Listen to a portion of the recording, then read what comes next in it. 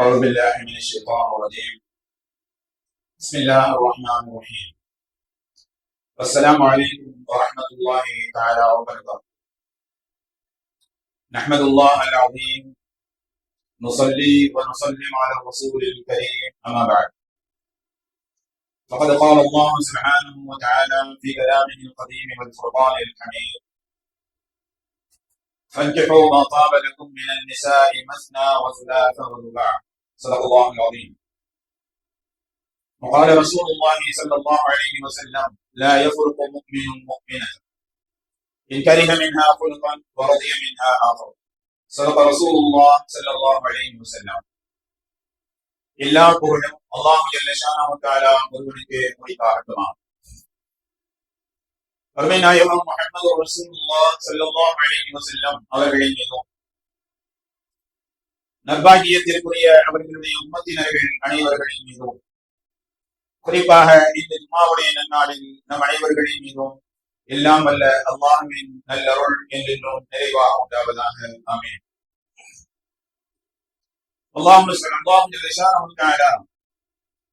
மனித சமுதாயத்தை ஆண் என்றும் பெண் என்றும் பல்வேறு கூறுகளோடு, உடல் அமைப்புகளோடு, ஆணை பெண்ணும் பெண்ணை ஆணும் ஈர்க்கக்கூடிய வகையிலே பாலுணர்வுகளோடு அல்லாஹ் ஜல்ல ஷானஹு தஆலா மனித சமுதாயத்தை படைத்திருக்கிறார். ஒரு ஆண் குறிப்பிட்ட வயதை கடக்கிற பொழுது அவன் வாழ்க்கை துணைவியை தேடியவனாக நிக்காஹ் முடிந்து வாழ வேண்டும் என்பதும், ஒரு பெண் குறிப்பிட்ட வயதை தாண்டுகின்ற பொழுது அவள் மனமுடித்து கணவனோடு வாழ வேண்டும் என்பதும் அல்லாஹுவினுடைய நியதிகளாகும். அல்லாஹு ஜல்ல ஷானஹு தஆலா மனித கூறுகளை, அதன் உடல் அமைப்புகளை, பாலுணர்வுகளை அல்லாஹ் வைத்து படைக்கிற பொழுது ஒருவரை ஒருவர் ஈர்க்கக்கூடிய வகையிலேயே அல்லாஹ் ஜல்ல ஷானஹு தஆலா படைத்திருக்கிறான். நம்முடைய சிந்தனைக்கு நாம் எடுத்துக்கொள்வோமேயானால், முதல் மனிதர் ஹஜ்ரத் ஆதம் அலைஹிஸ்ஸலாம் சுவனத்தினுடைய எல்லா சுகங்களையும் பெற்று வாழக்கூடிய ஹஜ்ரத் ஆதம் அலைஹிஸ்ஸலாம் அவர்களுக்கு மனிதனுக்கு தேவையான பல்வேறு பால் உணர்வுகளும் பல்வேறு கூறுகளும் ஒருவரை ஒருவர் ஈர்க்கக்கூடிய வகையிலேயும் அல்லாஹ் படைத்திருக்கக்கூடிய மனித சமுதாயத்தினுடைய முதல் மனிதர் ஹஜ்ரத் ஆதம் அலைஹிஸ்ஸலாம் சுவனத்திலே அவர்கள் சுவனத்தினுடைய பல்வேறு சுகங்களை பெற்று வாழ்ந்த அந்த வாழ்க்கையின் பொழுது அவர்களுடைய முகத்திலே வெறுமையின் ரேகைகள் தென்படுகிறது. சுவனத்தினுடைய சுகங்களை எல்லாம் பெற்றிருந்தும் கூட அவர்கள் வெறுமையை உணர்கிறார்கள். காரணம், துணை இல்லாமல் இருக்கக்கூடிய தனிமையை அவர்கள் வெறுமையாக உணர்கிறார்கள். பல்வேறு குற்றவாளிகளுக்கு சில நாடுகளிலே தனிமை சிறையிலே அடைக்கப்படுவதும் ஒரு தண்டனையாக இருக்கிறது என்பதை நாம் அறிவோம். ஹஜ்ரத் ஆதம் அலைஹிஸ்ஸலாம் அவர்கள் சுவனத்தினுடைய எல்லா சுகங்களை அவர்கள் பெற்றிருந்தும் கூட துணை இல்லாமல் வாழக்கூடிய அவர்களுடைய வாழ்க்கை வெறுமையை தந்தது. ஹஜ்ரத் ஆதம் அலைஹிஸ்ஸலாம் அவர்கள் உறங்கக்கூடிய நேரத்திலே விழா எழுப்பில் இருந்து ஒரு எழுப்பை உருவி அல்லாஹ் ஜல்ல ஷானஹு தஆலா அவர்களுடைய துணையான அப்பா என்று சொல்லக்கூடிய பெண்மணியை அல்லாஹ் படைக்கிறான். விழித்து பார்க்க ஹஜ்ரத் ஆதம் அலைஹிஸ்ஸலாம் அவர்கள் சுவனத்தினுடைய எல்லா சுகங்களையும் மறந்தவர்களான, சுவனத்தினுடைய எல்லா அற்புதங்களையும், அந்த ரசனைகளையும், அந்த ருசிகளையும் மறந்தவர்களான, அல்லாஹ் அவர்களுக்கு வைத்திருக்கக்கூடிய இயற்கை அமைப்பின் அடிப்படையிலே ஹஜ்ரத் ஹவ்வா அலைஹிஸ்ஸலாம் அவர்களை பார்த்து ஹஜ்ரத் ஆதம் அலைஹிஸ்ஸலாம் அவர்கள் சுவனத்தினுடைய எல்லா சுகங்களையும் விட சுகத்தை ஹஜ்ரத் ஹவ்வா அலைஹிஸ்ஸலாம் அவர்களை பார்த்த உடனே ஹஜ்ரத் ஆதம் அலைஹிஸ்ஸலாம் அவர்கள் உணர்கிறார்கள். அவர்களுடைய முகத்திலே சந்தோஷத்தினுடைய ரேகைகள் தென்படுகிறது. ஆக மனிதன் ஆணாக பெண்ணாக இருக்கிற பொழுது மனித படைப்பினுடைய இயற்கை தேவையாக இருக்கக்கூடிய அவர்களுடைய தேவைகளில் ஒன்று, அவர்கள் குறிப்பிட்ட வயதை கடக்கிற பொழுது அவர்கள் நிக்காஹ் முடித்து வாழ வேண்டும் என்பது அல்லாஹ்வினுடைய நியதி. நிக்காஹ் எல்லா நபிமார்களுடைய வழி. நிக்காஹ் ஹஜ்ரத் நபிகள் நாயகம் ஸல்லல்லாஹு அலைஹி வஸல்லம் அவர்கள் காட்டி தந்த வழி.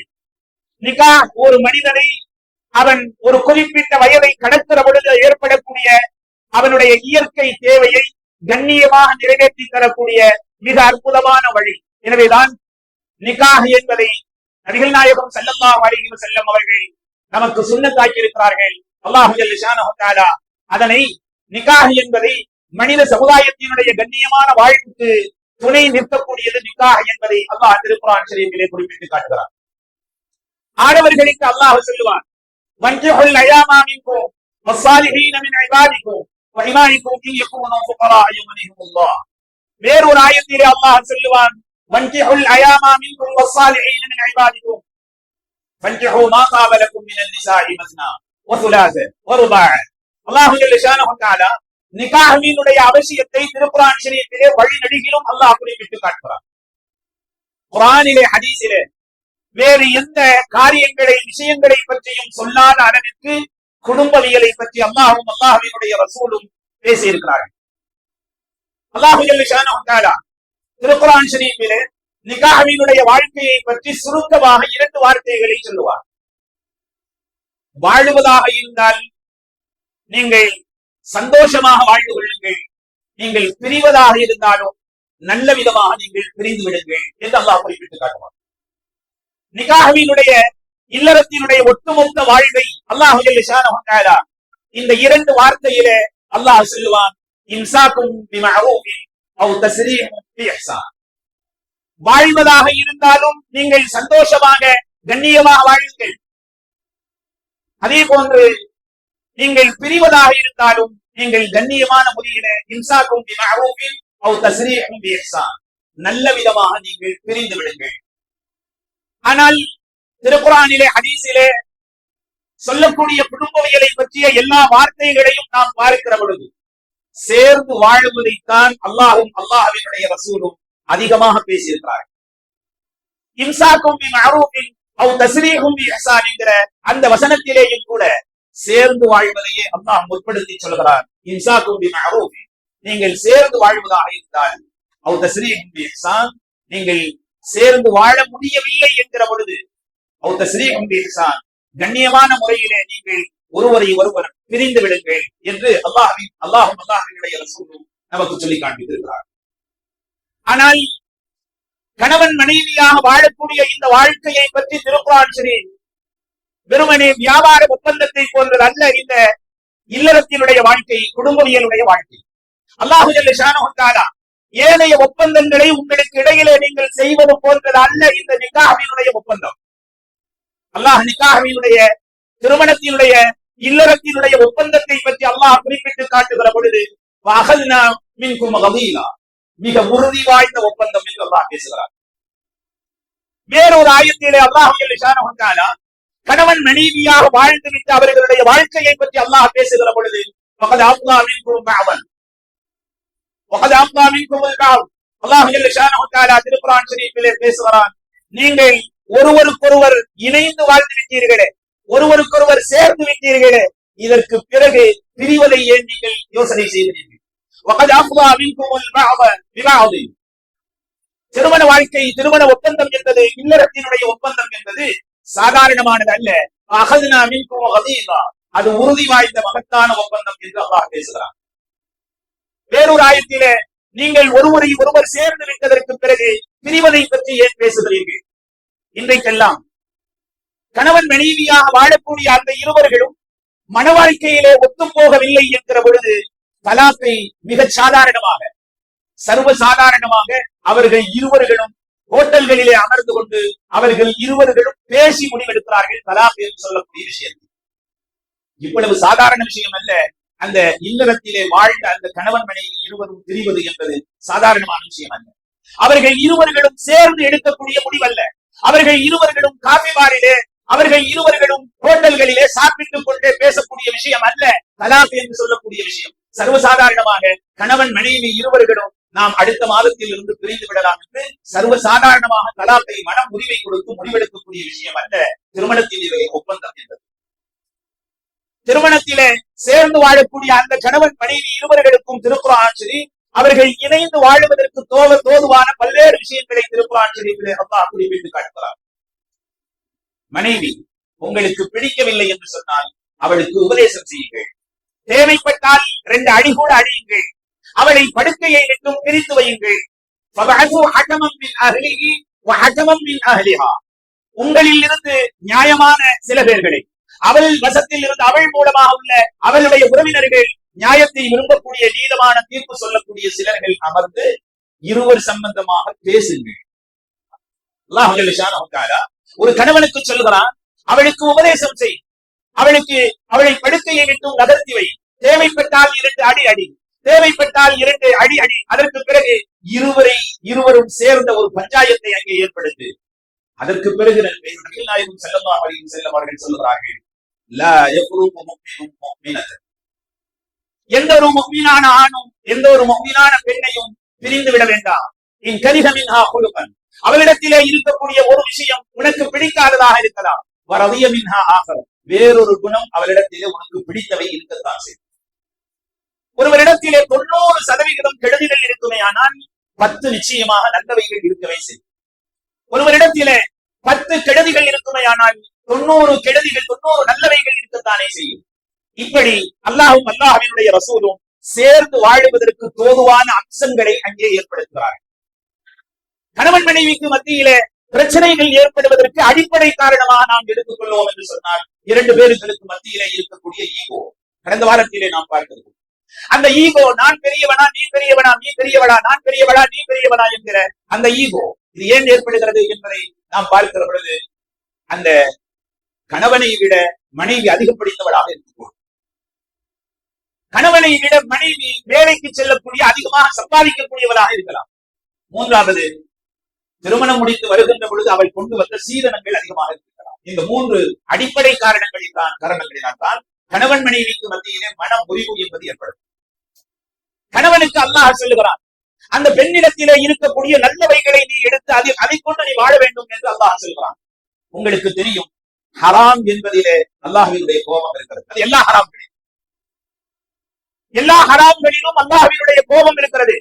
ஆனால் ஒரே ஒரு ஹலால் இருக்கிறது, அது அல்லாஹ்வால் ஆகுமாக்கப்பட்டது, ஆனால் அதிலே அல்லாஹ்வினுடைய கோபம் என்ன தெரியுமா?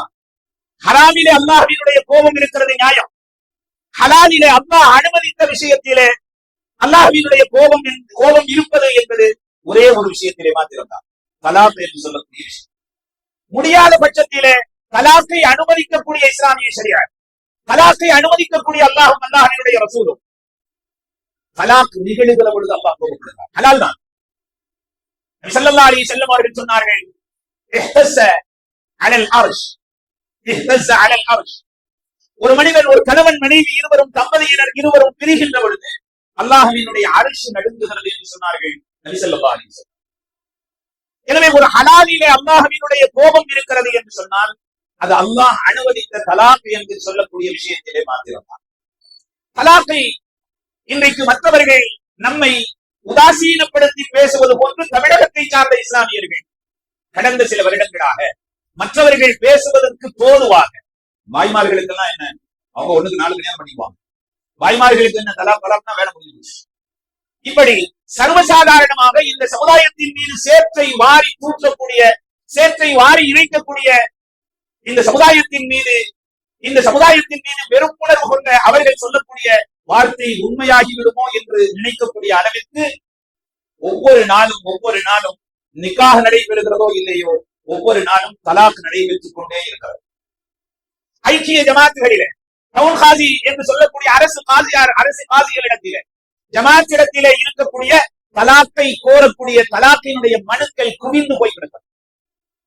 ஆனால் அல்லாஹ்வுடைய ரசூல் ஆணுக்கு சொல்லுகிறார்கள், தலாக் என்கிற அந்த நிலைக்கு நீங்கள் வருவதற்கு முன்னால் நிறைய யோசனை செய்யுங்கள்.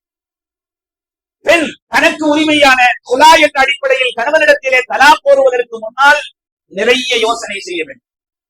குடும்பத்திலே நிறைய கஷ்டங்கள் இருக்கத்தான் செய்யும். பொருளாதாரத்தின் அடிப்படையிலே, வேலை பழுவின் அடிப்படையிலே, கணவனுடைய குணம் கெட்டு போயிருக்கிறது என்ற அடிப்படையிலே, கணவனுடைய வீட்டிலே இருக்கக்கூடிய பெரியவர்களுக்கு பணிவிடை செய்ய முடியவில்லை என்ற அடிப்படையிலே, இப்படி பல்வேறு வகையிலே இருக்கக்கூடிய சிரமங்களை எல்லாம் சகித்து வாழக்கூடியவர்களுக்கு அல்லாஹ்வுடைய ரசூலும் அந்த பெண்மணிக்கு ஒரு சுப செய்தியை சொல்கிறார்கள். என்ன சுப செய்தி தெரியுமா? தானே கடவுள் என்று வாழ்ந்த ஃபிரௌனுக்கு மனைவி அல்லாஹ் ஒருவன் தான் கடவுள் இறைவன் என்று அல்லாஹ்வை நம்பி வாழ்ந்த ஆசியா, அல்லாஹ்வை கடவுளாக ஏற்றவர்கள். ஃபிரௌன், ஆசியா அம்மையார் அவர்களுடைய கணவர் ஃபிரௌன் தானே கடவுள் என்று வாதித்தவர். இரண்டு பேர்களுக்கும் கருத்துகள் வெவ்வேறு இருக்கிறது. ஆனால் ஃபிரௌனிடத்திலே ஆசியா அம்மையார் அவர்கள் ஒரு நல்ல மனைவியாக வாழ்ந்திருக்கிறார்கள். ஃபிரௌனின் மூலமாக ஏற்பட்ட எல்லா சிரமங்களையும் சகித்து வாழ்ந்திருக்கிறார்கள். குடும்பத்திலே இருக்கக்கூடிய பள்ளமேடுகளை, குடும்பத்திலே இருக்கக்கூடிய சூழ்நிலைகளை அனுசரித்து அவைகளை சகித்து வாழக்கூடிய ஒரு பெண்மணிக்கு அல்லாஹ்வினுடைய ரசூல் சொன்னார்கள், ஃபிரௌனுடைய மனைவி ஆசியா அம்மையார் ஃபிரௌனுடைய எல்லா கொடுமைகளையும் சகித்து பொறுமையோடு வாழ்ந்த ஆசியா அம்மையார் அவர்களுக்கு அல்லாஹ் என்ன கூலி தர இருக்கிறானோ அதே கூலியை குடும்பத்திலே இருக்கக்கூடிய அந்த பெண்மணி சந்திக்கக்கூடிய எல்லா அந்த சிரமங்களுக்கும் சகிப்பு தன்மைக்கும் அல்லாஹ் ஆசியா அம்மையார் அவர்களுக்கு வழங்குவதை போன்ற கூலியை அந்த பெண்மணிக்கு வழங்குவான் என்று சொன்னார்கள். ஆண்களுக்கு சொல்லுவதை போன்ற பெண்களுக்கும் ஸல்லல்லாஹு அலைஹி வஸல்லம் அவர்கள் சொல்கிறார்கள், ஐயுமம்ராத்தின் சஅலத் தலாகன் ஸௌஜஹா, எந்த ஒரு முஃமினான பெண்ணும் மின் கைரி பஅஸி, காரணமே இல்லாமல் தலாக்கை கோரிய மனுக்களை பார்த்தால் நமக்கு சிரிப்பு வருகிறது. அந்த மனுக்களின் மீது விசாரணை செய்கின்ற பொழுது அந்த பெண்மணியை பெற்றெடுத்த அந்த பெண்ணை பெற்றெடுத்த கணவன் பஞ்சாயத்திலே சொல்லக்கூடிய விஷயம், வெட்கி தலைகுனிய வேண்டிய விஷயம். அந்த பெண்ணை பெற்றெடுத்த தகப்பனார் சொல்லுகிறார், என்ன சொல்கிறார் தெரியுமா? என் பிள்ளைய காலையில 7 மணிக்கெல்லாம் எந்திரிக்க சொல்றாங்க. தலாக்கிற்கான காரணங்கள் நிறைய இருக்கிறது. தலாக் என்று வருகின்ற பொழுது அதற்கு நிறைய நிபந்தனைகள் இருக்கிறது. சர்வசாதாரணமாக ஒரு கணவனுடைய வீட்டிலே பெண்ணை 7 மணிக்கு எழுந்திருக்க சொல்வதை தலாக்கிற்குரிய காரணமாக அந்த பெண்ணுடைய தகப்பனார் சொல்கிறார் என்று சொன்னார். வெற்றி தலைமுடிய வேண்டிய முஃமினான பெண் அதிகாலையிலே எழுந்து தஹஜ்ஜத் தொழக்கூடியவள் அல்லவா, அதிகாலையிலே எழுந்து ஃபஜர் தொழக்கூடியவள் அல்லவா சாலிஹான பெண். எனவே தலாக் கோரிய மனுக்கள், உப்புச்சப்பு இல்லாத விஷயங்களுக்கு தலாக் கோரிய மனுக்கள் ஸல்லல்லாஹு அலைஹி வஸல்லம் அவர்கள் சொல்கிறார்கள், ஐயு மும்ராத்தின் சஅலத் தலாகன் ஸௌஜஹா, எந்த ஒரு பெண்மணியும் மின் கைரி பஅஸி, எந்த காரணமும் இல்லை, இஸ்லாம் அனுமதித்து இருக்கக்கூடிய எந்த காரணங்களும் இல்லாமல் குலாவின் அடிப்படையிலே கணவனிடத்திலே தலாக்கு கோரினாள் என்று சொன்னால் ஹராமுன் அலைஹா ராயிஹத்துல் ஜன்னah, சுவனம் அல்ல. நபி ஸல்லல்லாஹு அலைஹி வஸல்லம் அவர்கள் சொன்னார்கள், எந்த விதமான காரணமும் இல்லாமல் கணவனிடத்திலே குலாவின் அடிப்படையிலே ஒரு பெண்மணி தலாக் கோருவாளே ஆனால் சுவனத்தினுடைய வாடையை கூட அவள் நுகர முடியாது என்று சொன்னார்கள் நபி ஸல்லல்லாஹு அலைஹி வஸல்லம். சிந்திக்க கடமைப்பட்டிருக்கிறோம். எனவே ஒரு பெண்மணி, சாலிஹான பெண்மணி, முஃமினான பெண்மணி, அல்லாஹ் ரசூலுக்கு கட்டுப்பட்டு வாழக்கூடிய ஷரியத்தினுடைய அடிப்படையிலே வாழக்கூடிய பெண்மணி, குடும்பத்திலே இருக்கக்கூடிய மேடு பள்ளங்களை கடந்து குடும்பத்திலே இருக்கக்கூடிய சுக துக்கங்களை எல்லாம் சகித்து ஏற்றுக்கொண்டு குடும்பத்திலே இருக்கக்கூடிய பொருளாதாரத்தின் அடிப்படையிலே, கணவரிடத்திலே இருக்கக்கூடிய கெட்ட குணங்களின் அடிப்படையிலே, அல்லது கணவருடைய வீட்டிலே இருக்கக்கூடிய பெரியவர்களை நம்மால் சமாளிக்க முடியவில்லை என்ற அடிப்படையிலே, குலாவின் அடிப்படையிலே தலாக் கோரிய மனுக்களை தரக்கூடிய முஸ்லிமான முஃமினான பெண்கள் அல்லாஹ்விடத்திலே என்ன பதில் சொல்ல போகிறார்? திருக்குர்ஆன் ஷரீஃப் வரலாற்றிலே 2 பெண்மணிகளை பற்றி திருக்குர்ஆன் ஷரீஃப் பேசுகிறது. திருக்குர்ஆன் ஷரீஃபினுடைய 28வது ஜுஸ்னுடைய முதல் ஒரு பக்கம் முழுக்க அந்த பெண்மணியை அல்லாஹ் பேசுகிறார். அந்த பெண்மணிக்கு பெயர் ஹவ்லா ரலியல்லாஹு தஆலா அன்ஹா. நாம் சில நேரங்களிலே தலாக் என்று சொல்லாமல் இந்த சமுதாயத்திலே ஒரு காலத்திலே தலாக் என்பது கெட்ட வார்த்தையை போன்று நினைக்கப்பட்டது. குடும்பத்திலே தலாக் என்கிற அந்த வார்த்தையை கூட சொல்ல மாட்டார்கள் சிலர் முன்னோர்கள். இன்றைக்கு சர்வசாதாரணமாக சொல்லப்படுகிறது தலாக். முன்னோர்கள் எல்லாம் கொஞ்ச நாளைக்கு முன்பதாக தலாக் ஒரு இடத்திலே நிகழ்வானால் அந்த தலாக்கை பற்றி வீட்டின் உள்ளே பேசுகிற பொழுது பெரியவர்கள் பேசிக் கொள்வார்கள், அவன் அவளை அந்த வார்த்தை சொல்லிட்டான். தலாக் என்கிற வார்த்தை சொல்லுவது கூட கெட்ட வார்த்தையை போன்று இந்த சமுதாயத்திலே கருதப்பட்டது ஒரு காலத்தில். தலாக் என்று குறிப்பிடாமல் சங்கேத வார்த்தைகளில் சில வார்த்தைகள் சில நபர்கள் சொல்லுவது உண்டு. கோபமான நேரத்தில், உனக்கு எனக்கு சரியா வராது, நீ அம்மா வீட்டு நம்ம 2 பேரும் முடிச்சுக்கலாம். சங்கேதமான இது போன்ற வார்த்தைகள் ஷரியத் இந்த இடத்திலே ஒரு சட்டத்தை சொல்கிறது. சங்கேதமான வார்த்தைகளை கொண்டு ஒருவன் இப்படி பேசுவானேயானால் அவனுடைய நோக்கத்தை விசாரிக்க சொல்கிறது ஷரியத். எந்த நோக்கத்திலே இந்த வார்த்தையை சொன்னாய்? இருவரும் பிரிந்து விடலாம் என்கிற வார்த்தையை அவன் சொல்லி இருந்தால் அது தலாக்காகவே கருதப்படும் ஷரியத் சட்டம். இல்லை, நமக்கிடையிலே இருக்கக்கூடிய விவாதத்தை, சண்டையை முடித்து வைத்து விடலாம், முடிவுக்கு கொண்டு வந்து விடலாம், இப்படிங்கிற அடிப்படையில சொல்லியிருந்தால் அது தலாக்காக. இதே போன்று ஒரு சஹாபி ஒருவர் ஹவ்லா என்று சொல்லக்கூடிய தனது மனைவியை சங்கேதமான வார்த்தைகளை கொண்டு பேசிவிட்டார். ஷரியத்தினுடைய மிக தெளிவான தலாக்கினுடைய சட்டம் இறக்கப்படாத இறங்காத அந்த காலம். சங்கேதமான வார்த்தையிலே அந்த சஹாபி சொல்லிவிட்டார், உனக்கு எனக்கு சரியா வராது, இவங்க அம்மா வீட்டு போயிரு அப்படின்னு சொல்லி நாம சொல்ல முடியும். அதே மாதிரி வார்த்தைகளை அந்த சஹாபி தன்னுடைய மனைவி ஹவுலாவை பார்த்து சொல்லிவிட்டார். ஹவுலா நேர நபி ஸல்லல்லாஹு அலைஹி வஸல்லம் அவர்கள் போனார். நபி ஸல்லல்லாஹு அலைஹி வஸல்லம் அவர்கள் இந்த நிகழ்ச்சியை அவர்கள் கேள்விப்பட்ட உடனே சொன்னார்கள், 2 பேரும் பிரிஞ்சுங்கன்னு சொன்னார். சரிய சட்டம் இறக்கப்படாது, தலாக்கை முன்னிட்டு இவ்வளவு விரிவான சட்டங்கள் இறக்கப்படாத அந்த நேரம் நபி ஸல்லல்லாஹு அலைஹி வஸல்லம் சொல்றாங்க, நீங்க 2 பேரும் பிரிஞ்சுங்க. ஹவுலா நபி ஸல்லல்லாஹு அலைஹி வஸல்லம் அவர்களுடைய சபையிலே நின்று நபி ஸல்லல்லாஹு அலைஹி வஸல்லம் அவர்களிடத்திலே வாதிடுகிறார்கள், வாதாட்டம் செய்யறாங்க. ஏத்துக்கல. ஹவுலா திரும்ப நபி ஸல்லல்லாஹு அலைஹி வஸல்லம் அவர்கிட்ட கேக்குறாங்க, யா ரசூலுல்லாஹ், அன்புமிக்க பாசமான பிரியமான என்னுடைய கணவரை நான் பிரிய மாட்டேன். நபி ஸல்லல்லாஹு அலைஹி வஸல்லம் சொல்லிட்டாங்க, நீங்க 2 பேரும் பிரிஞ்சிருங்க.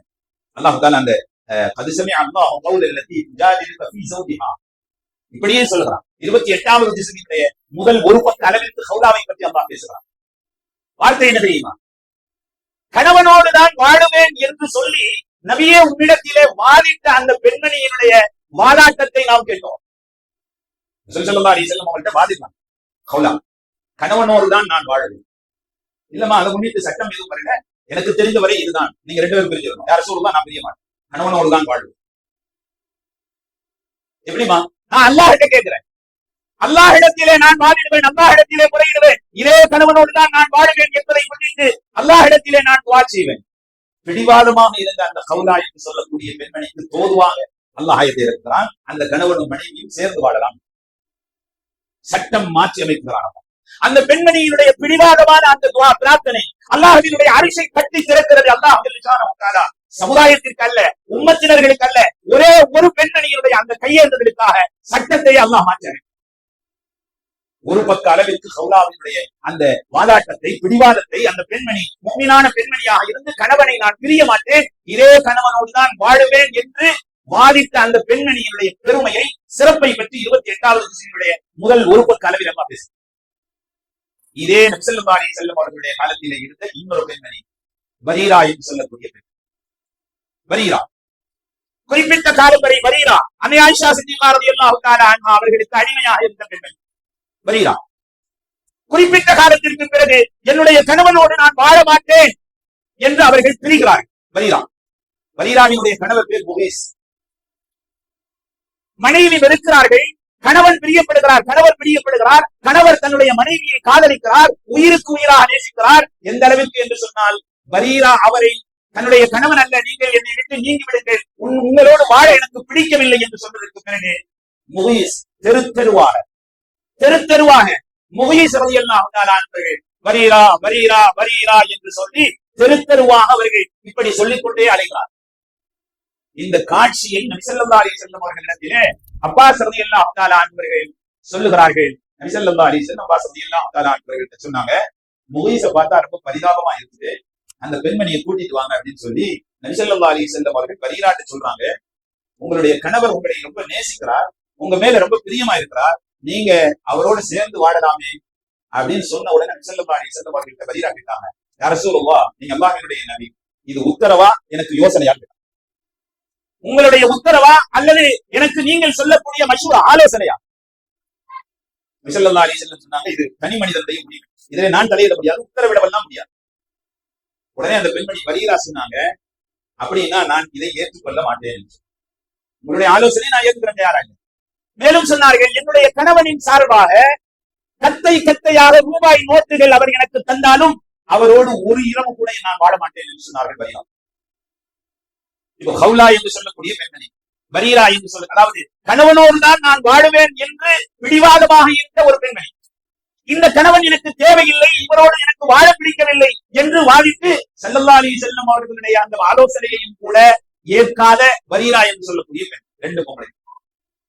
அல்லாஹ் ஜல்ல ஷானஹு தஆலா ஹவுலாவை பற்றி ஒரு பக்க அளவிற்கு திருக்குர்ஆன் ஷரீஃபில் பேசுகிறார். அது அல்லாஹ் என்கிற அந்த ஜுஸ்இலே 28வது ஜுஸ்இலே கணவனோடு தான் வாழுவேன் என்று பிடிவாதமாக சொல்லி போராடி அல்லாஹ் இடத்திலே துஆ செய்து அதே கணவரை பெற்ற ஹவுலாவை பற்றி அல்லாஹ் ஒரு பக்க அளவிற்கு பேசுகிறார். இந்த கணவன் எனக்கு தேவையில்லை, அவரோடு நான் வாழ மாட்டேன் என்பதிலே பிடிவாதமாக இருந்த பரீராவை பற்றி குர்ஆனிலே ஒரு வரி கூட அல்லாஹ் ஜல்ல ஷானஹு தஆலா முஃமினான பெண்களுக்கு அல்லாஹ் சொல்லக்கூடிய அறிவுரை, நீங்கள் குடும்பத்திலே இருக்கக்கூடிய சிரமங்கள், குடும்பத்திலே இருக்கக்கூடிய பொருளாதாரத்தின் அடிப்படையிலே, வேலையின் அடிப்படையிலே, கணவனுடைய குணத்தின் அடிப்படையிலே கணவனை பெற்றெடுத்தவர்களை பணிவிடை செய்ய முடியாத அந்த காலகட்டத்திலே நீங்கள் சகித்து வாழ்வீர்களே. ஆனால் ஆசியாமியார் பிரோனுடைய மனைவி ஆசியாமியார் அவர்களுக்கு அல்லாஹ் அந்த வெகுமதிகளை நன்மைகளை அல்லாஹ் கணவன்மார்களுக்கு அல்லாஹ் ஸுப்ஹானஹு வ தஆலா சொல்லக்கூடிய அறிவுரை மிக அற்புதமான அறிவுரை. இம்சாக்கும் பிமஅரூஃபின் அவ் தஸ்ரீஹும் பிஇஹ்சான். வாழ்வதாக இருந்தால் நல்லபடியாக வாழுங்கள், பிரிவதாக இருந்தாலும் நல்லபடியாக பிரியுங்கள். உலகத்திலே 100க்கு 100% நல்லவைகள் இருக்கக்கூடிய மனிதனும் இல்லை. உலகத்திலே 100க்கு 100% கெட்ட குணங்கள் உள்ள மனிதர்களும் இல்லை. ஒரு பெண்மணியின் இடத்திலே உங்களுக்கு பிடிக்காத 90கள் இருந்தாலும் 10 உங்களுக்கு பிடித்தவைகள் இருக்கும். அதை கொண்டு நீங்கள் வாழுங்கள். ஒரு குணம் உங்களுக்கு பிடிக்காதவை இருந்தால் வேறொரு குணம் உங்களுக்கு பிடித்தவை இருக்கத்தானே செய்யும். அதை கொண்டு நீங்கள் வாழுங்கள். எல்லாம் இந்த சமுதாயத்திலே வாழக்கூடிய தம்பதிகள் இயற்கையான அல்லாஹ்வினுடைய நியதிகளை விளங்கி புரிந்து இல்லற வாழ்க்கையிலே மகிழ்ந்திருக்கிறது என்கிற அல்லாஹ்வினுடைய ஆயத்தை கவனத்திலே கொண்டு சீரும் சிறப்புமாக அன்போடு பாசத்தோடு வாழக்கூடிய நன்மக்களாக அல்லாஹ் நம்மை உங்களை அல்லாஹ் ஆக்கி அருள்வானாக. வாஹு தஅவானா அல்ஹம்துலில்லாஹி ரப்பில் ஆலமீன். அஸ்ஸலாமு அலைக்கும் வரஹ்மத்துல்லாஹி தஆலா வ பரகாத்துஹு.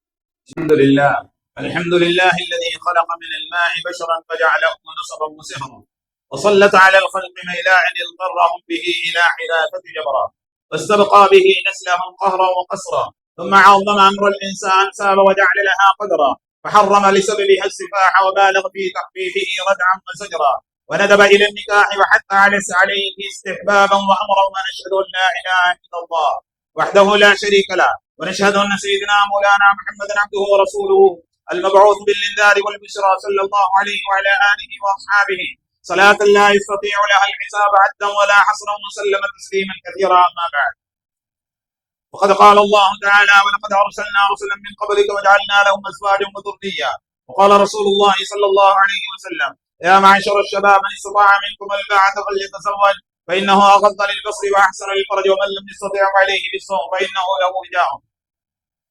وقال عليه الصلاة والسلام إن أعظم النكاح بركة أيسره مؤونة. وقال عليه الصلاة والسلام إذا حطب إليكم من ترضون دينه وخلقه فزوجوه إلا تفعلوه تكن فتنة في الأرض وفساد عظيم.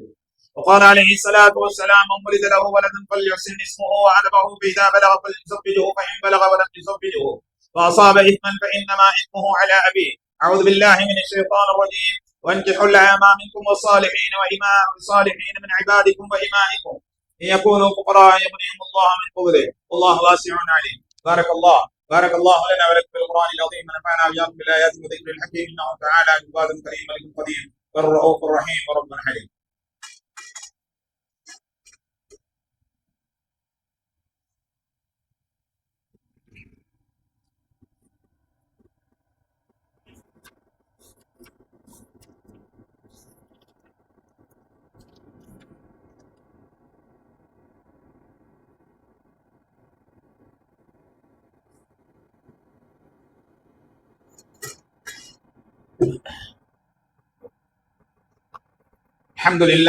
الحمد لله نحمده ونستعينه ونستغفره ونعوذ بالله من شرور انفسنا ومن سيئات اعمالنا. من يهد الله فلا مضل له ومن يضلل فلا هادي له. ونشهد ان لا اله الا الله وحده لا شريك له ونشهد ان سيدنا مولانا محمدا عبده ورسوله ارسله بالحق بشيرا ونذيرا بين يديه ساعه من يطع الله ورسوله فقد رشد ومن يعصهما فانه لا يضر الا نفسه ولا يضر الله شيئا. اعوذ بالله من الشيطان الرجيم. ان الله وملائكته يصلون على النبي يا ايها الذين امنوا صلوا عليه وسلموا تسليما. اللهم صل على محمد عبدك ورسولك وصل على المؤمنين والمؤمنات والمسلمين والمسلمات وبارك على محمد وازواجه وذريته. قال النبي صلى الله عليه وسلم ارحم امتي بامتي ابو بكر الصديق رضي الله تعالى عنه واشدهم في امر الله عمر رضي الله تعالى عنه واصفهم حياء عثمان رضي الله تعالى عنه واقضاهم علي رضي الله تعالى عنه وفاطمه سيده النساء اهل الجنه رضي الله تعالى عنها سيدنا الحسن وسيدنا الحسين رضي الله تعالى عنهما وحمزة أسد الله ورسوله. اللهم اغفر لعباس ولده مغفرة الله لهم باطنة لا تبارك بالباب. الله في أصحابه لا تتخذوهم غرضا من بعدي فمن أحبهم فبحبي أحبهم ومن أبغضهم فببغضي أبغضهم وخير أمة قرني ثم الذين يلونهم وسلطان ذو الله الذي منعان سلطان الله الذي هان الله. اللهم أعز الإسلام والمسلمين. اللهم أعز الإسلام والمسلمين. اللهم أعز الإسلام والمسلمين واخذل الكفرة والمبتدعة والمشركين. اللهم شتت شملهم. اللهم مزق جمعهم. اللهم دمر ديارهم. اللهم خرب بلادهم. اللهم انصر اخوان المسلمين في فلسطين وفي العراق وفي كشمير وفي افغانستان. اللهم انصر من نصر دين محمد صلى الله عليه وسلم، واخذل من خذل دين محمد صلى الله عليه وسلم، واجعل اللهم امنه مطمئنه سائر بلاد المسلمين، واكتب اللهم الستر والسلامه والعافيه علينا وعلى عبيدك الحجاج والمسافر المسافرين في برك وبحرك من محمد اجمعين. ربنا اتنا في الدنيا حسنه وفي الاخره حسنه واغفر للمؤمنين والمؤمنات والمسلمين والمسلمات الاحياء منهم والاموات انك مجيب الدعوات برحمتك يا ارحم الراحمين والحمد لله رب العالمين. اعوذ بالله من الشيطان الرجيم. ان الله يامر بالعدل والاحسان وايتاء ذي القربى وينهى عن الفحشاء والمنكر والبغي يعظكم لعلكم تذكرون. اذكروا الله العظيم يذكركم ودعوه يستجب لكم ولذكر الله تعالى اعلى وعلى مع اسماء جل وعلا واكبر والله يعلم ما تصنعون.